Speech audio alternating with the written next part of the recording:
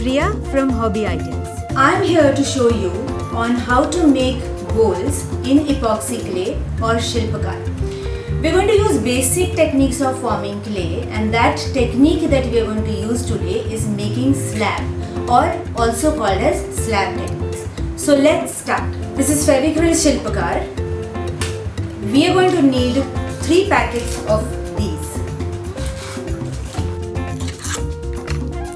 Let's cut them with scissors. Shilpkar is an epoxy putty where you mix a resin and a hardener together to form an even dough. So this is a resin. Resin is white and hardener is little greenish in color. But when you mix them together, they form a nice even white dough. These 3 packets of 50 grams of Shilpkar is mixed together.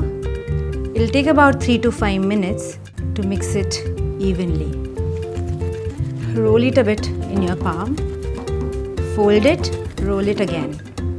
Knead it a little more and roll it into a nice ball of clay.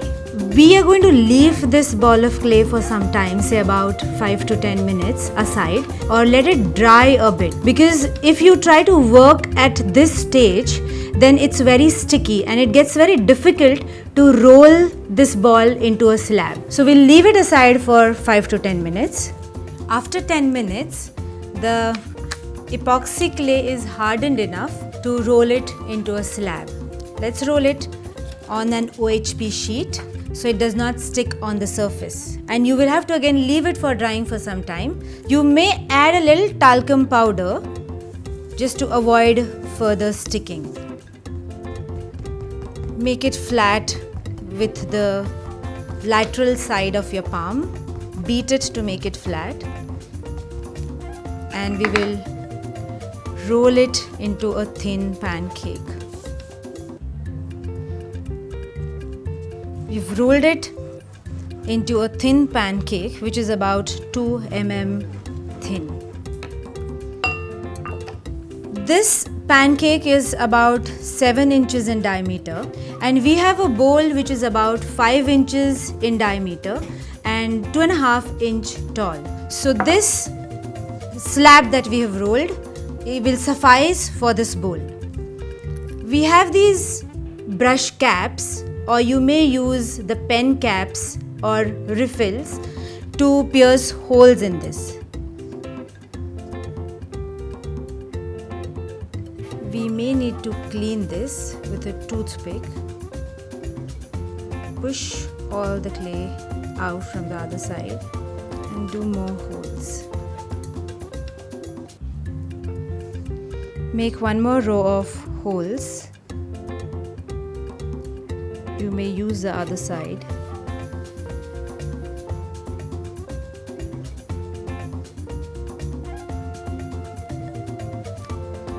And then few more holes which are spread around.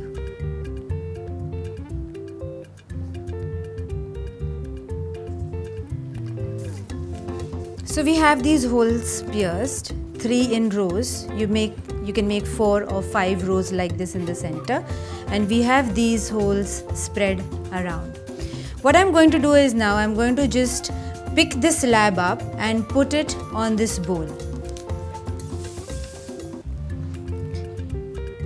Keep the bowl upside down. You may give a layer or a thin coat of talcum powder for the slab to avoid sticking on the bowl. You may also use a plastic bowl. We've used a glass bowl here. When you're removing the slab, remove it carefully. If you think the slab is still wet or soft, leave it for some more time and then remove it after some time. And then we are going to throw this on the bowl. Press it and push it slightly downwards for it to take the shape of the bowl. You will have to leave this for 2 hours or so, and once it hardens, you can remove it. So we have this one ready, which is hardened, and I can easily remove it from the bowl. We'll keep the bowl aside and we're going to color this. The colors that I'm going to use is acrylic black and pearl metallic gold. These are the two colors that I'm going to use. I'm going to mix little black in gold, so it gives a little antique look to the gold color that we are going to apply on this bowl. Let's take out gold color and a drop of black. Let's color the back side of the bowl first. I'm going to use a sponge dabbing technique. Dip the sponge in the color and dab it. You have to give one coat of color, leave it to dry, and then give second coat of color to give an even finish.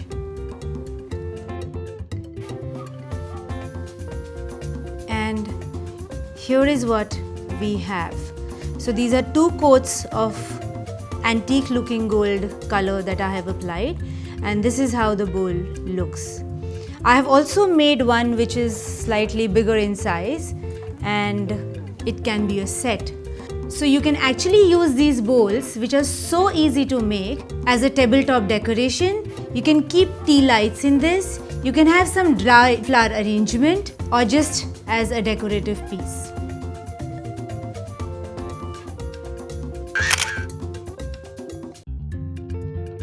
For the love of craft, please visit us at www.hobbyideas.in.